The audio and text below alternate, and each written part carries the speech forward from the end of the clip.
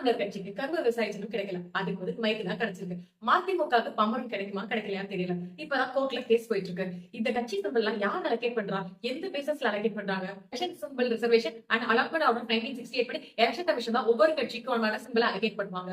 Recognise பார்ட்டியான DMK, ADMK, Congress, BJP அவங்களுக்கு அவங்களோட கட்சி சின்னம் கிடைச்சிடும். அதே அன்ரெகனைஸ் பார்ட்டிக்கு அவங்க கேட்கிற சின்னம் கிடைக்குமா கிடைக்காதாங்கிறது எலெக்ஷன் கமிஷன் தான் டிசைட் பண்ணுவாங்க.